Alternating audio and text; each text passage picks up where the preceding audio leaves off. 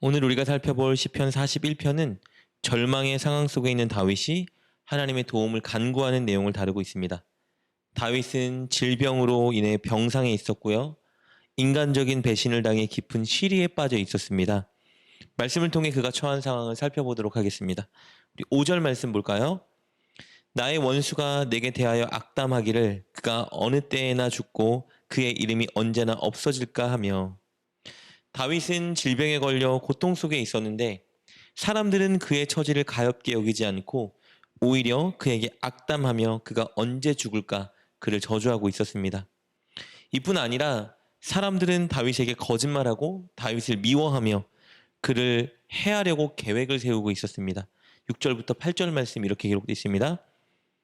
나를 보러 와서는 거짓말을 말하고 그의 중심에 악을 쌓았다가 나가서는 이를 널리 선포하오며 나를 미워하는 자가 다 하나같이 내게 대하여 수군거리고 나를 해하려고 꾀하며 이르기를 악한 병이 그에게 들었으니 이제 그가 눕고 다시 일어나지 못하리라 하오며. 이렇게 질병으로 인해 고통당하는 다윗에게 악한 자들의 반응은 그를 더 힘들게 했습니다. 그러나 다윗의 마음을 더 무너뜨린 것은 친한 친구의 배신입니다. 다윗의 다정했던 친구가 다윗을 배신했습니다. 9절 말씀입니다. 내가 신뢰하여 내 떡을 나눠 먹던 나의 가까운 친구도 나를 대적하여 그의 발꿈치를 들었나이다. 여기서 발꿈치를 든다는 표현은 짐승이 뒷발굽으로 주인을 차는 것에서 나온 말로 배신을 나타내는 표현입니다. 다윗이 신뢰하고 함께 떡을 나누던 가장 절친했던 친구가 혹독한 질병으로 공고한 상황에 처한 다윗을 배신했습니다. 그러니 마음이 얼마나 무너져 내렸을까요? 이렇게 다윗은 질병으로 인해 육신의 고통을 겪었고 사람들로 인해 마음의 고통을 겪고 있었습니다. 이런 상황에서 다윗은 하나님의 도움을 간구하는데요. 특이하게도 다윗은 먼저 간구에 앞서 한 가지 진리를 믿음으로 선포합니다. 1절 말씀입니다. 가난한 자를 보살피는 자에게 복이 있으며 재앙의 날에 여호와께서 그를 건지시리로다. 다윗이 선포한 진리는 하나님께서 복 주시는 자에 대한 진리였습니다. 하나님은 누구에게 복을 주시는가? 바로 가난한 자를 보살피는 자에게 복을 주십니다. 여기서 가난한 자는 물질적으로 궁핍에 처한 자도 포함하지만 전반적으로 사회적으로 소외되고 어려움에 처한 사람을 의미합니다. 가난과 질병, 실패와 절망, 그리고 사람들로 인한 소외 등을 경험하여 낙심과 무기력한 상태에 빠져 있는 자를 의미합니다.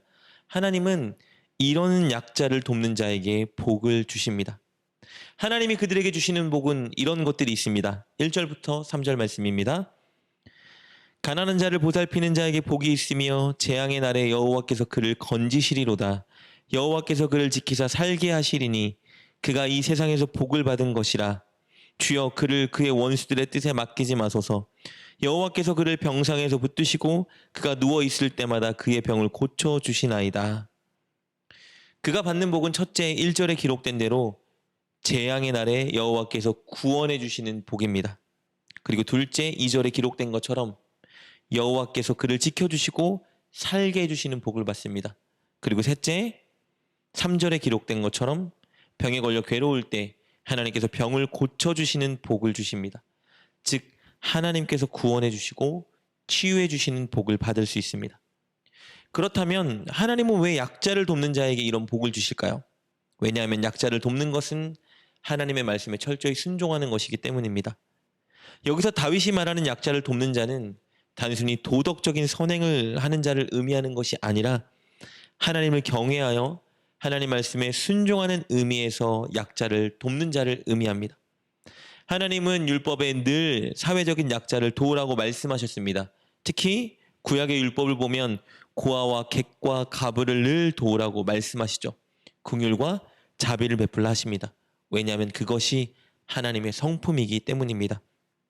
그렇다면 사회적인 약자들을 돕는 것은 결국 하나님의 일을 대신 행하는 것입니다. 그렇기 때문에 하나님은 약자들을 돕는 것을 기뻐하시고 그렇게 하는 자들에게 복을 주십니다. 그런데 여기서 궁금증이 하나 있습니다. 왜 다윗은 하나님의 도움을 구하기에 앞서서 하나님께 복을 받는 자에 대해 이렇게 선포하고 있는가? 이유입니다. 그 이유는요, 다윗이 바로 약한 자를 돕는 자였기 때문입니다. 그는 하나님을 경외하며 하나님의 율법, 즉 약한 자를 돕는 삶을 살았습니다. 그런데 그랬던 그가 지금 약한 자가 된 것이에요.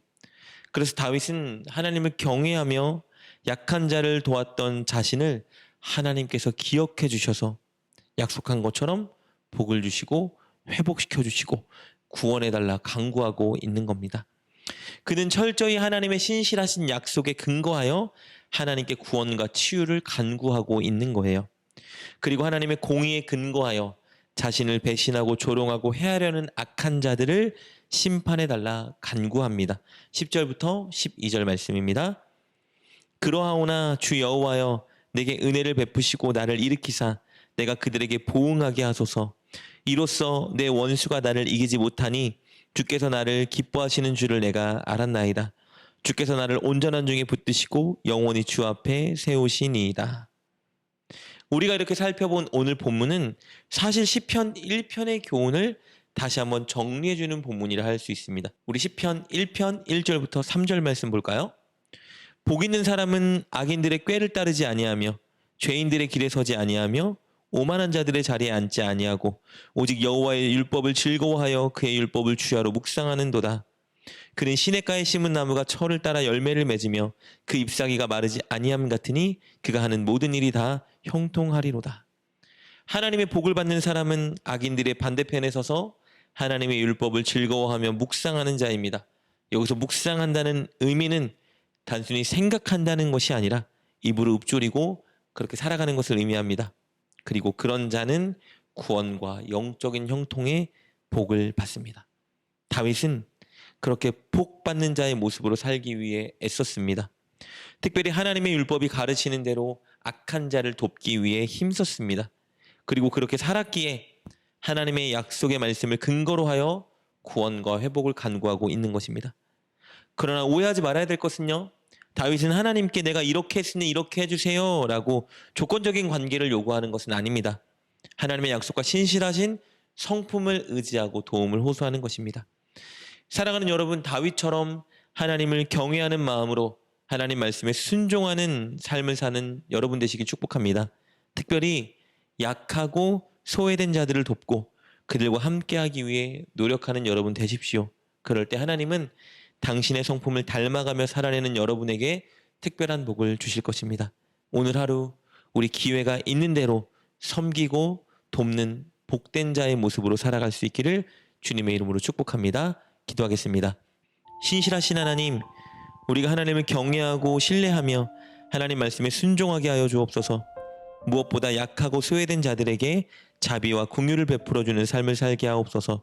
그리고 우리가 그렇게 살 때 약속된 하나님의 복을 주시고 그 복을 누리며 주변에 나누어 주게 하여 주옵소서. 예수님의 이름으로 기도드립니다. 아멘. 오늘 말씀을 통해 깨닫고 결단한 것은 무엇입니까? 그것을 붙들고 하나님께 기도합시다. 그리고 그렇게 실천하며 하루를 살아가는 여러분 되시길 주님의 이름으로 축복합니다.